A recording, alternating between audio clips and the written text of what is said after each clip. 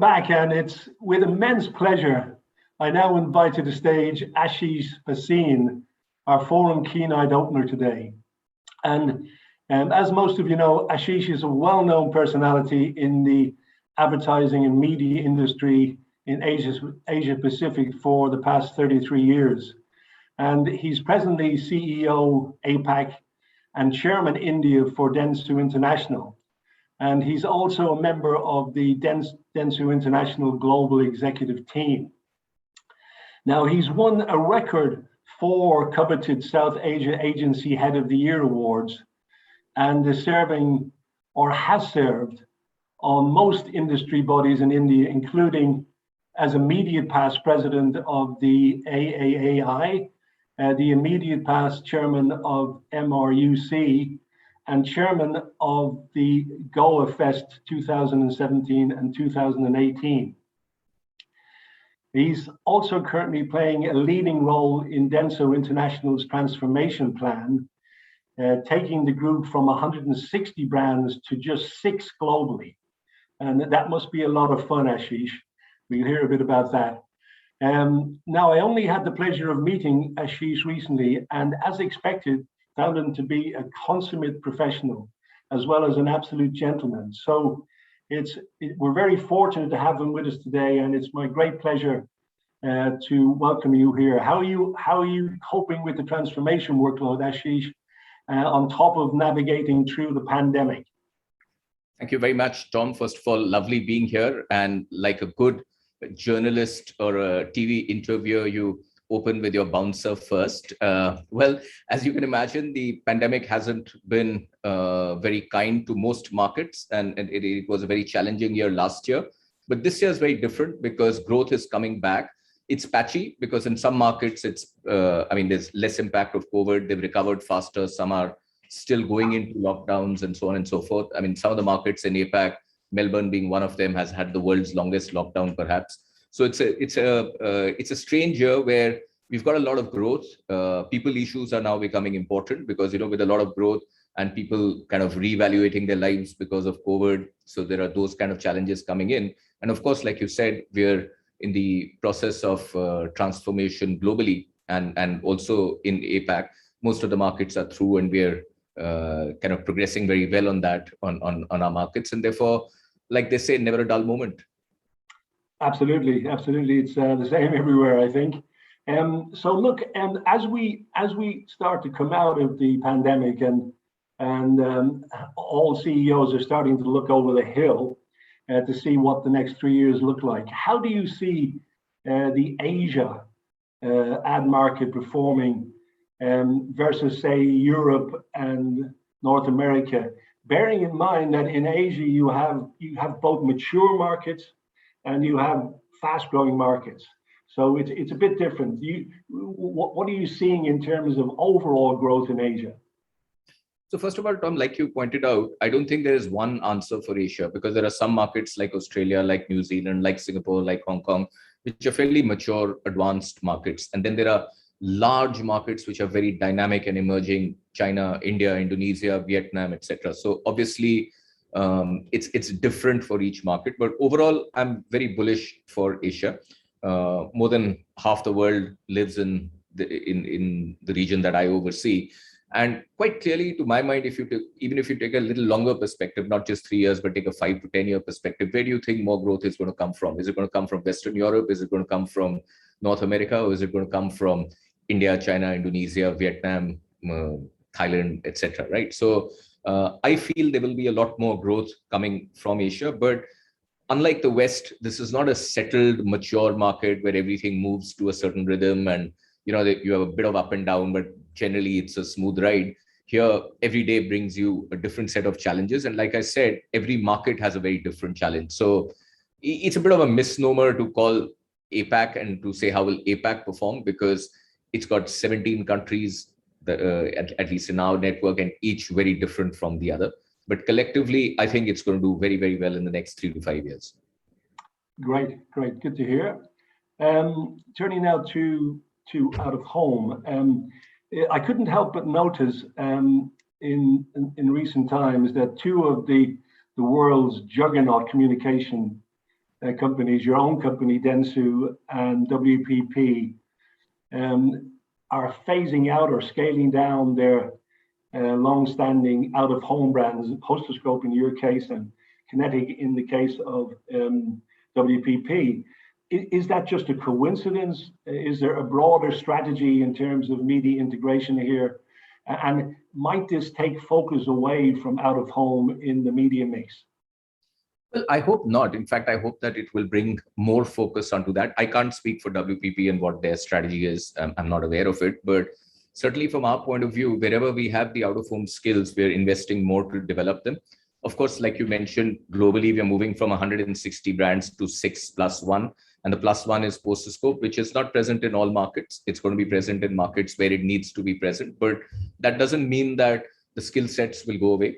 And I think the way it helps is that the more integrated you get, the more, one roof, one comprehensive solution that you can give, even in outdoor. I think it actually raises the profile of outdoor in the media mix, and in that sense. It is a very interesting phase because different markets are reacting very differently, and COVID hasn't been very kind to out-of-home in many markets. Of course, the expectation is that there will be a bounce back in several of them. And that coupled with the fact that there is a digitization wave that is sort of starting in APAC, at least for out of home. I think there are interesting times ahead, but certainly there will be a lot of changes, not just on the agency side, that's probably going to be minimal, but more on the, on the media owner's side and on the kind of media that will be used and how the consumer will react to them. And I think it's an interesting phase. To my mind, it's actually a medium that has never played to its fullest potential. And I've always believed it can be, some people say 3x, but I believe 10x of what it actually is if a few obstacles are kind of removed from it. So overall, I'm very bullish about out of home as a medium, though I think it will transform significantly. And the caveat is that there are a few things in my mind that the medium needs to do, the ecosystem needs to do for that to come alive. Okay, well, we will be very interested to get your views in more detail when we've got more time, Ashish. Japan. In Japan, Dentsu operate both as a media agency and as a media owner, which is quite uncommon in most other markets. Is this a model that you plan to develop in other Asian markets? So look, Dentsu's position in Japan and Japan as a market is very different from any other market, not just in Asia Pacific, but in the rest of the world. So I think that's in some ways a unique model. By and large, my experience has been that it's hard for an agency to be a media owner as well, though there are exceptions and there are areas where it has been successful. Generally, our presence and our thrust has been in the agency area and not in the media owner area. Occasionally, when opportunities come up and if it makes sense for our clients or for our business to do, we would consider it, but that's not our main thrust. We are an agency, and that's really what our thrust is in most markets. Okay. So I think in broad sense, you think that there should be a separation between media agency and media owner, which I think is pretty much the global practice. I think so. And I think it works both ways, because in many of the APAC markets, you find media owners are starting to act like agencies. And I think in general, and of course, there are exceptions, and in some cases it works. So there's no hard and fast rule. But if you look at a generalization, I think it makes a lot of sense that everybody sticks to their own knitting, sticks to what they're best at. What do we as agencies get? We get brands, we get clients, right? And we connect them with the right medium and in the right manner. Media ownership, on the other hand, is a completely different ballgame. It needs investment, it needs management, it needs dealing with authorities, etc., which may not be our best skill set. We may not be the best people to do so, and vice versa. So I always tell media owners, stop trying to be an agency. And equally, I think other than a few, Japan, of course, is an exception, and other than a few other exceptions, generally, it'll be good for agencies to stick to being agencies. Well said. So in Asia, out of home commands about 7% of ad spend, and it's pretty similar globally. this backs into your previous answer. Do you think that out-of-home media owners, by and large, are doing enough to maintain that market share, against fierce digital competition, or even grow their market share? Do you think enough investment is going in on the out-of-home media owner side? To be honest, Tom, I don't think so. I think the medium could have done much better had we invested in the ecosystem properly. And there are 2 or 3 areas around this. The first part you spoke about was investment. The investment is in creation of properties, standardization, making sure there is good quality properties, etc. Now, that needs a bit of consolidation. That needs big players to come in and make the investments with a long-term perspective, because out of home is not always a business that you put in money today and you start raking it in from tomorrow. There is a lead time where you invest and so on and so forth, and you need proper corporations which are well funded to be able to carry that out properly.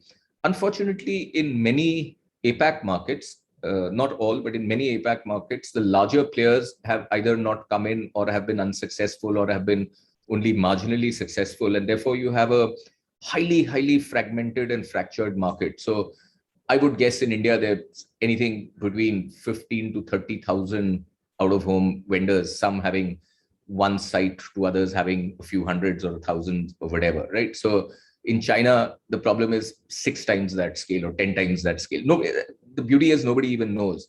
To your point that it's only 7% of the market, remember that you probably get these figures from reports that agencies like ours produce, or agencies like WPP or Starcom or other big agencies produce. But remember, we only look at the organized sector. If you drive down in villages in India, you will find so much more out of home with nobody is monitoring, nobody is looking at. Of course, money is being spent and sometimes badly spent. So in reality, the share may even be higher and we may not even be aware of it, right? So I think the first thing is that there has to be consolidation so that there are deep enough pockets that are investing. If you don't have a good product, you will antagonize the government and the authorities, you will antagonize the public. Nobody likes eyesores, and people want standardization, quality, etc. And also the medium then doesn't progress. So for example, there is a clear need in many Asian markets for the medium to start becoming digital. The writing is on the wall. They're going to be forced to do so if they don't do it themselves. But we're too busy quibbling and squabbling whether this is a 20 by 10 or a 22 by 12 or a whatever, rather than figuring out where is the medium going in the long term, what are the investments we need to make.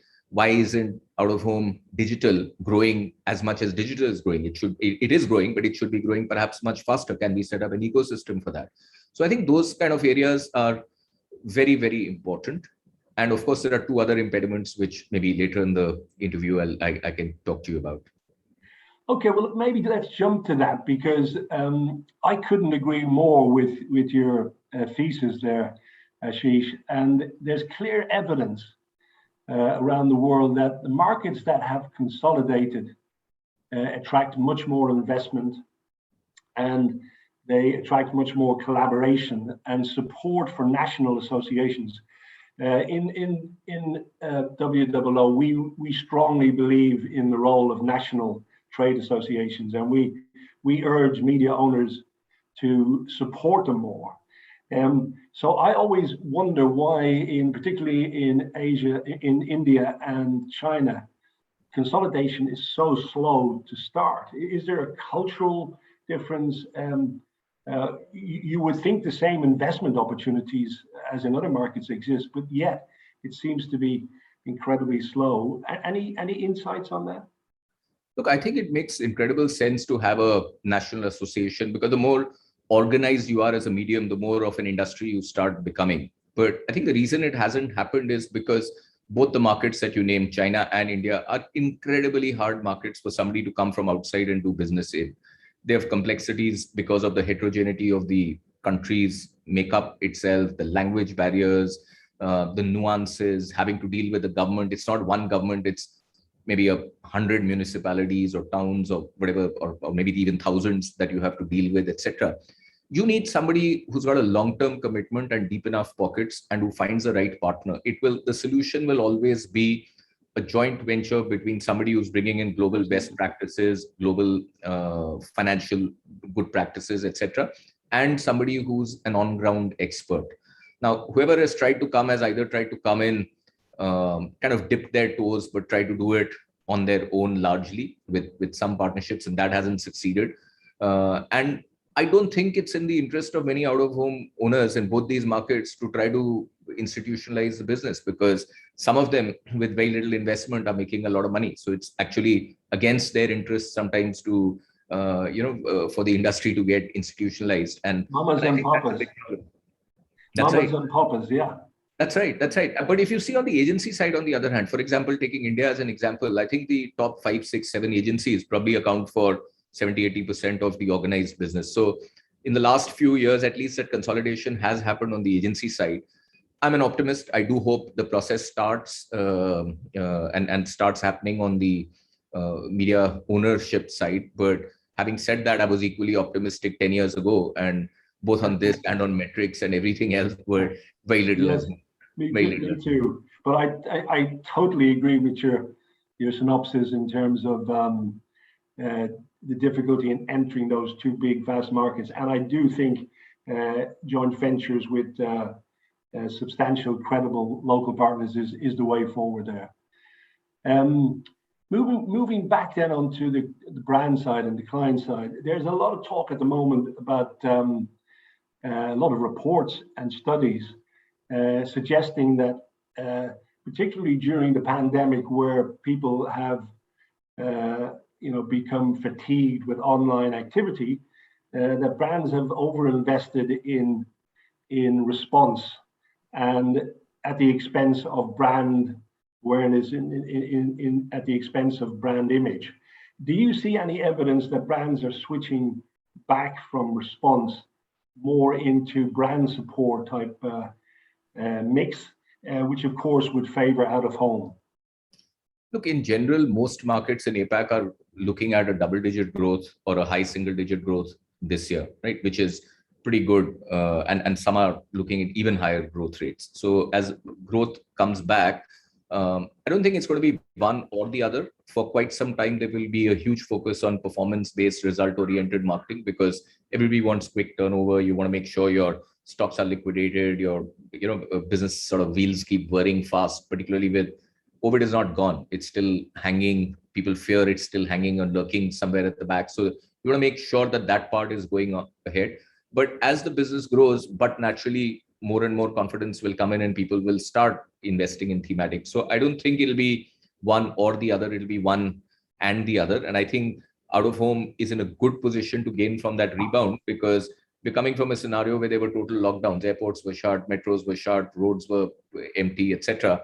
And as the opening up starts happening, there is bound to be more mobility, and therefore, with a growing market and more mobility, to me, it sounds like a good confluence for out of home. In some markets like India, the festive season is very important. I don't know if you know, but generally in advertising in India, between Ganpati, which is the elephant god Ganesh festival, which happens in the West, and New Year's, so we've got, we have festivals in India which are regional. So Durga Puja or Dasera is very big in the East. Ganpati is very big in the West. There's Onam in Kerala, and so on and so forth. And then there's Diwali, which is almost pan-India, you can say, etc. So between this period, almost 45% of the total advertising spends happen. So you're in this phenomenal phase where there's a lot of money that is going to be spent. Markets are bouncing back.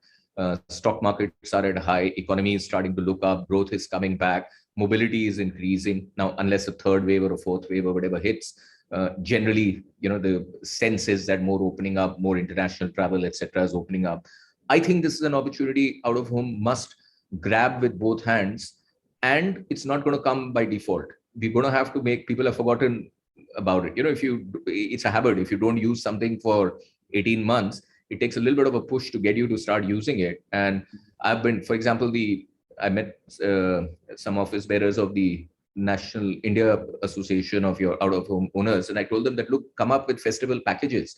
You have to think like an FMCG, incentivize your clients to come back and sample your product in a sense, right? Because you've got to recreate the habit in a sense, because I believe it's the perfect confluence of favorable factors for out-of-home. I just fear that we're probably missing the bus by not being proactive enough. That's a a lot of food for thought in that answer, but I see where you're coming from. Turning now to sustainability,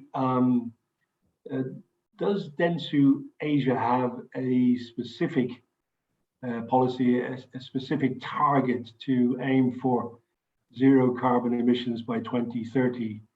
And if so, would you expect your media owner partners to follow suit? Not just Dentsu Asia Pacific, but Dentsu globally. And Anna Langley, who heads this for us, who heads sustainability for us globally, is really a champion of this on the global sphere, including in World Economic Forum and places like these. We are not just committed, but passionate about it. And it's not only zero emission, but climate change, various kinds of initiatives that are going on in different areas. And look, our clients are now expecting us to be responsible in this area, and equally we will expect our partners, media partners, to be extremely responsible on that. And forget anything else, forget Dentsu or forget commitments. We've got, it's in our interest that we leave the world a better place than what we found it. And our generation, and perhaps the generation before that, has really not bothered enough about this. And it's time that we, take this up a lot more seriously. So there will be a lot more pressure. The kind of substrates that we use for printing, the recyclability of those, digital is going to go in a big way, using clean power, sustainable power, etc. So I think responsible media owners should start thinking already that not wait for 2030, but start thinking that what's the best way of doing it, because it'll be even commercially, it'll be a huge advantage for you if you have that approach. And sooner than later, it will be a necessity. It's different in different markets, but more and more clients are now starting to push for that. And we, for one as a group, are passionate about it. So I would say absolutely. Mm-hmm. Turning now to the evergreen topic of audience measurement, which never seems to go away. We never seem to have enough of. In Asia, like in many other subcontinents, for example, in LATAM, there is no standard approach to audience measurement. My question is that the same in all channels in Asia, all media channels? And if out of home became more standardized in terms of its audience measurement across Asian markets, would that be an advantage for pan-Asia buying? Or getting back to your previous answer, is each market pretty unique and they would, rather have their own particular local nuances? Tom, this is one of the two topics on which I can spend the rest of the interview and still not finish my views. You're absolutely right. This has been a huge frustration point for me. About 15, 17 years ago in India, I pushed through Media Research Users Council. We gathered some momentum of starting measurement. Fast forward 15 or 20 years later, we're probably at the same place, or maybe even worse off than where we were after 1 million discussions and 1,000 meetings. So, when Amartya Sen talks about argumentative Indian, I think the best example of that is the out-of-home industry. We've been arguing with each other for the last 20 years as to what's going to be the best solution without doing anything about it in reality. And we have only ourselves to blame. I feel this is one of the two factors which will make the industry grow by 10x. And I think the media owners are being hugely myopic and very short-sighted and looking at a very narrow view by not encouraging this and not making this happen. Measurement in APAC in all media has some question marks somewhere or the other, right? But by and large, in most markets, for example, there are established television rating measurements. Some are better, some are worse, and there are always improvements that can happen. There are readership studies, which are there. Radio listenership studies are coming up in various places. But in most markets, either the out-of-home, maybe Australia is a bit of an exception, and maybe and that too not entirely, and a few others. But in most markets in Asia Pacific, even the most rudimentary form of measurement isn't there.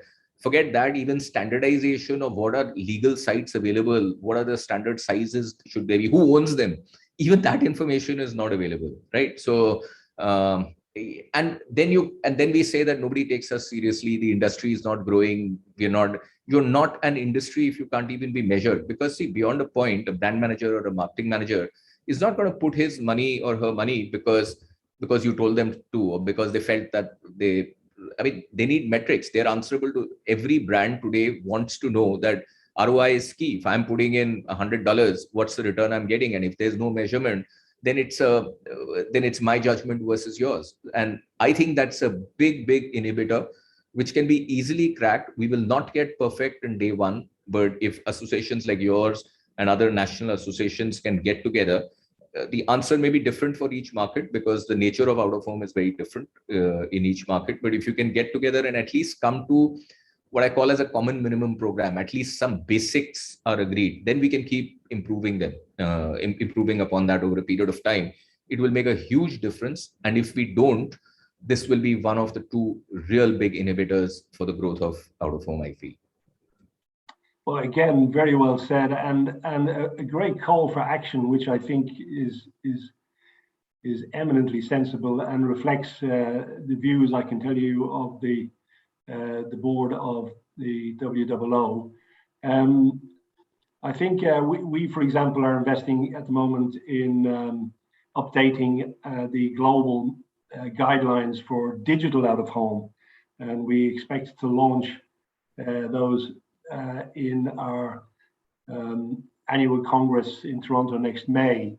But we do find around the world that it is patchy in terms of the appreciation and the importance of audience measurement. So I really am pleased for what you said. I think it's a great call to action, and I think it's the one area that will really push the medium, well up above that 7% we mentioned earlier. So look, time is getting on, and I'm getting a little note from Anna here on my screen. So I'll finish with one of our favorite subjects, which is creativity. And creativity has been one of the strong points, one of the attractions of out of home globally. And there are just wonderful examples of creative use of out of home and creative buying of out of home. In the digital world, do you think we're doing enough to promote that? Do you have any particular favorites? Do you have any examples of where you think out of home really did well on the creative landscape? Look, I think creativity is the last legitimate unfair competitive advantage that anybody has, right, on that. And a little bit of money can go a long way if you use it creatively, and a lot of money can get totally wasted if you don't use it creatively. And there have been enough examples on both sides. Let me share with you two examples. So there is a brand, I'm not sure if you're aware, it's I think amongst the largest milk brands in the world, called Amul, which is a cooperative movement in India. I think that, and it's got millions and millions and millions of consumers. And I heard Mr. Sodhi, their managing director, talk one day about this. They spend less than 1% of their total sales on advertising, and their lead medium for years was out of home. And a few sites, very creatively done, very topical. This is the Amul girl, and they would take a topic, which was current, and just talk about that. And soon, in today's digital world, it started going viral. It started appearing on newspapers and so on and so forth. That whole brand, with relatively less amount of money, is built on outdoor because of great creativity. Had they just taken a smattering of hoardings that they have, it would not even have been noticed. But because they were using it so well, I'll give you another example. Recently, you may have heard that Air India has been privatized, and it had Maharaja as its symbol. Just one hoarding on the Air India building in Nariman Point actually built their brand for many decades. Just one billboard on that, because it was in such a prominent position and because they used great creative. The Maharaja always had a point of view, sometimes a little cheeky, great bit of creative by the person, Bobby Kuka, who created that, and so on and so forth. So I think there are several examples like that. Globally, the brand that I really really like is Coke. Not because necessarily of only innovations, it's because they're so consistent. It doesn't matter. I mean, I went to Maldives for a holiday, and you land in Malé and you see a huge building with a Coke sign on that, and you go to New York and you see it, or you go to Piccadilly, or you go to India, or wherever you go and you see it. It just shows that how, if you consistently use it with good creative and right color play and so on, you can build a brand larger than life. It brings a smile to you, almost in that. So I think there are, and like this, there will be 1,000 other examples. What I'm worried about are gimmicks. So people have started confusing gimmickry with innovation. Those are two very different things. Innovation is something that is inherent to the core of the brand or core of the medium. Gimmick may attract your attention, but it's likely to be short-lived. I think brands like Coke have learned to make it very much more long-lived, simply because of the consistency and because they look for innovation and not gimmickry. Wonderful. And of course, out of home is, all the research shows that out of home is the most trusted of all media at the moment, particularly with all the challenges that online have with brand safety and ad fraud and so forth. So putting brands in those sort of locations you mentioned really does do that job of welcoming and reassuring its customers globally. That's been amazing. That's been really, really instructive and informed. I love your passion, Ashish, and I think it's clear that you have great enthusiasm for the out-of-home medium, which we appreciate. We would look forward to welcoming you back again intermittently to speak with us and to give us your informed views. But for today, thank you so much. That's been a great opener for our Congress, and I really appreciate your time.